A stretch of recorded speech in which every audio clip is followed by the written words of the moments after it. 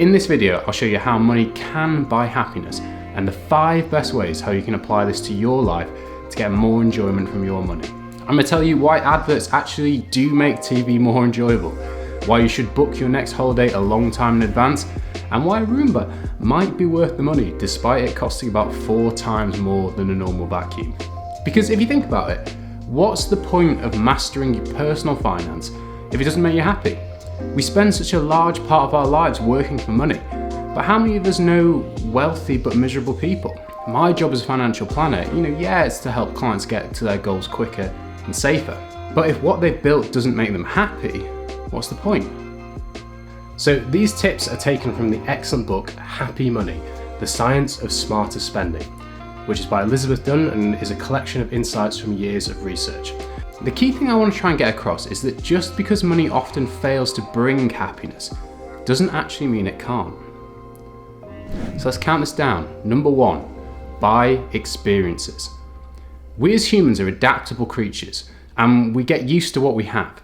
Due to this, we get used to most material possessions pretty quickly. So sort of the half-life for enjoying material goods is quite short. And this means that it ceases to give us the same feeling we had when we first bought it, because it's that novelty of the experience that can bring us happiness. This is why experiential happiness is often worth more than material happiness. Think about this yourself. Think about a great holiday you went on perhaps when you were young or a certain time in your life. Chances are it brought you together with other people. Perhaps it has a memorable story that you can take pleasure in retelling. Basically, wrapped up in the experience is the feeling of anticipation associated with the experience. We can then share the experience with others, which helps us connect. And there's memories associated with it, which means that we can experience it again long after the actual experience is over, which is a great payoff. The twist is here is it doesn't actually have to be a pleasurable experience for them to be enjoyable.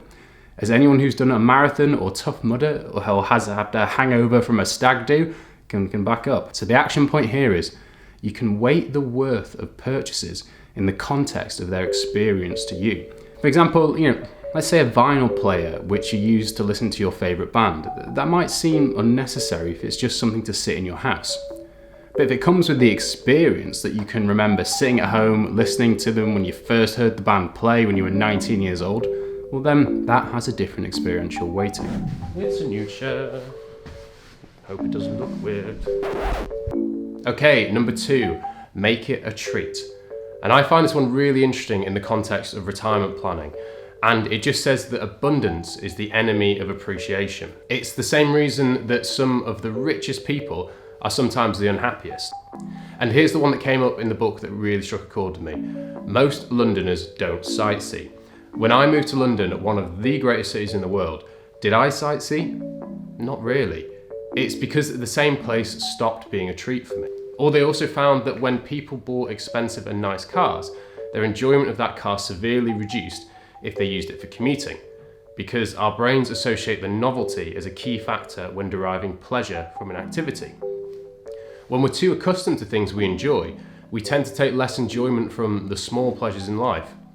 This, in the internet age where our phones are wired to give us a dopamine hit whenever we want, means we have to be quite conscious that more money can also make things more available, which counterintuitively decreases how much we see activities as special and enjoy them.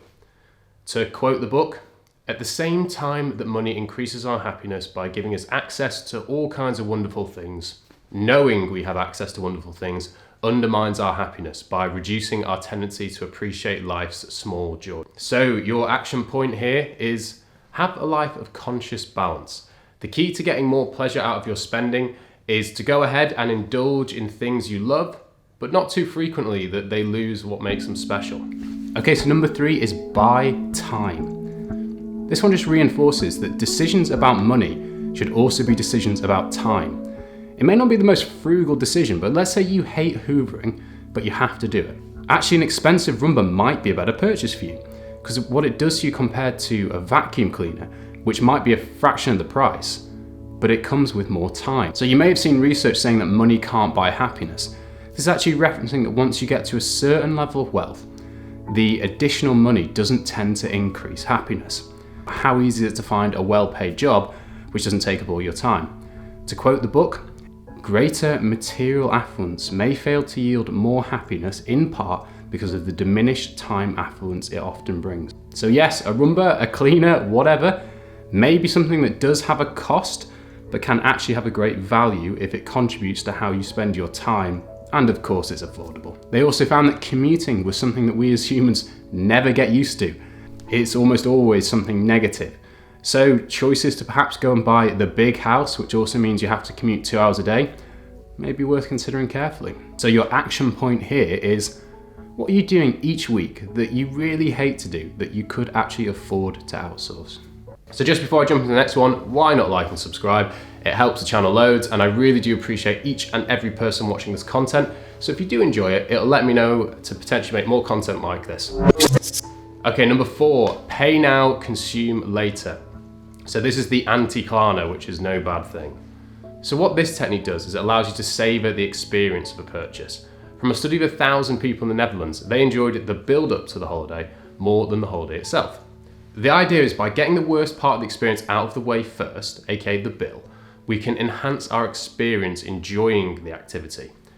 The benefit of doing this is by paying for a product or service ahead of time, we benefit from the anticipation associated with it, so the delayed gratification. And second, by paying for it ahead of time, we don't experience the regret or dread associated with having to foot the bill afterwards, long after we've actually benefited from the initial purchase. So your action point here is look at your spending habits. Is there a way you could potentially leverage this trick to get more enjoyment out of your money? So number 5 is invest in others. I think this is a really interesting one. When people volunteer, they feel like they have more time. This kind of creates a feeling of bonding and also increases your feeling of time affluence. You have more choice as you're choosing to use your time to do these things, which increases your time affluence. It helps build a connection because we're social animals after all. And it quoted a study which says that using your own money positively to help others could have such a positive impact as it was almost similar to doubling income. Now anyway, for this to be effective, we have to feel invested in the action giving. We need to feel a strong connection that we're making a real difference in the world. And we have to also be giving off our own free will for this to be effective. Kind of guilting to giving doesn't. So your action point here is think about this. And have you tried improving your own happiness by investing in others? It's sort of like being selfishly unselfish. I like it. So the conclusion, look, I think even having an understanding of this can have a profound impact on how you approach your retirement, your free time, or how even you structure your week. Here are the 5 ways backed by science that you can get more happiness from your money. And the main points are 1. Weight your purchases in context of your experiential value. 2. Understand what you enjoy and make it a treat. 3. Look to outsource what you hate. 4. Pay for and book things you see as a treat in advance. And 5. See how you can improve your happiness by investing in others. I hope that's given you something to think about. This has been Principles Personal Finance. I really appreciate you watching. See you next time.